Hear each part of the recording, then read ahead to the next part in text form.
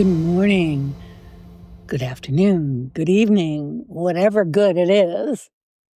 I'm happy to be here. I want to talk about something we don't name often enough, the seasons when things go quiet and we immediately assume something must be wrong. Is this you? Because believe me, it's me. And that's why today on Carol Stanek Unscripted, I decided this would be a good topic to talk about, especially with the holidays looking down on us and any other little aggravation that you can think of. I thought it'd be a good time to talk about when this happens, because it does happen. So let's dive in. Suddenly there's less noise, less response, less outward motion. And our minds jump right straight to, I should be doing more. Well, this past week, I didn't push. I didn't chase. I didn't fill every space with words. And what surprised me was this. Even in the quiet, people were still there. They read. They listened. They showed up. This reminded me that presence doesn't require performance. And momentum doesn't always announce itself. Some weeks are about expansion. Some are about integration. Both count. For a long time, I believed silence meant disappearing. That if I wasn't visible enough, loud enough, producing enough, I'd be forgotten. But healing teaches you something very different. It teaches you that what's real doesn't evaporate just because it rests. Fire doesn't need to flare constantly to stay alive. And butterflies don't rush the moment that they're ready to fly. They wait. They strengthen. They emerge when it matters.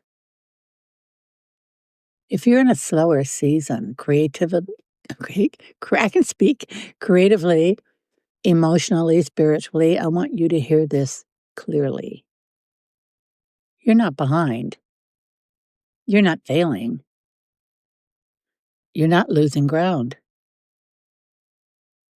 You may simply be in a moment of becoming. And let me tell you a story here, because I love to tell stories. I was in the middle of working on this podcast and this idea and what I wanted to talk about this past Saturday, and suddenly I had some strange eye trouble. I couldn't see all the letters I was typing on my computer. I saw dark spots, and then I saw flashes of light, and then I had a headache, and then I thought, oh, Lord knows. Oh, Lord, no, this can't be a detached retina. Try to get an eye doctor on a Saturday. It's impossible. So my friend took me to the emergency room, and the examining doctor, being totally in need of a big case, obviously, decided to call me a stroke protocol. Well, that'll get everybody in your room all at once.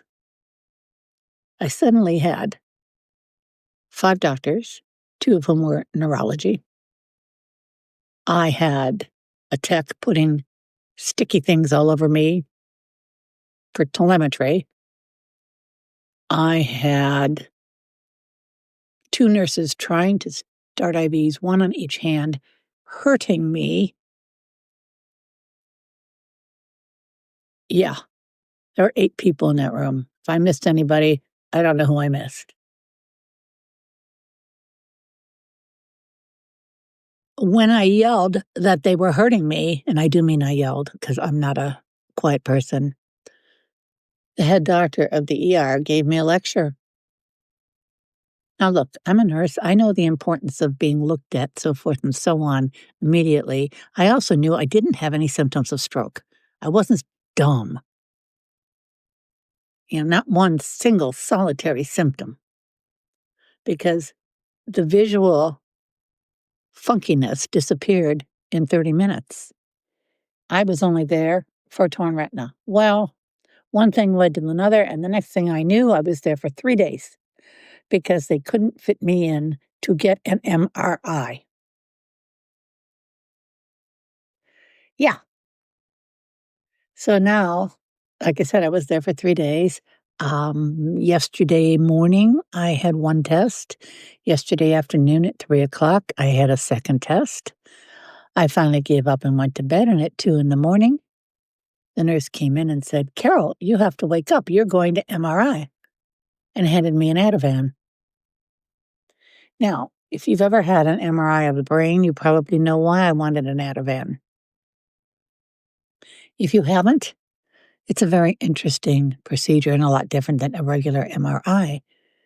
You do go in head first, but before you go in, they call it a helmet. I call it a mask over your face. It does not touch you. But if you have claustrophobia like I do, you're not going to be in that mask for 5 minutes. So I had the MRI. And sure enough, just as I expected, I fell asleep. I did. I fell asleep in the MRI machine with that thing clanging, even though I had noise-canceling headphones on. I fell asleep. It was exhaustion and the Ativan, I'm sure. So you see, there's 3 days lost. That's what I was complaining about, 3 days lost. I was complaining to my marketing people this morning about it. I've been lost for 3 days, and really and truly, I found some things in that 3 day that are important, so I can't complain anymore. I just can't. So you never know, people. You just don't know. When you're gotta remember that you're not behind, you're not failing, you're not losing ground. You may simply be in a moment of becoming, and that's where I am. Again, I'm Carolyn Sanick. Yeah, there's the Lynn today. Life coach, author, high value woman. This is my podcast, Carol Sanick Unscripted. Thank you all so much for listening. And that is a wrap.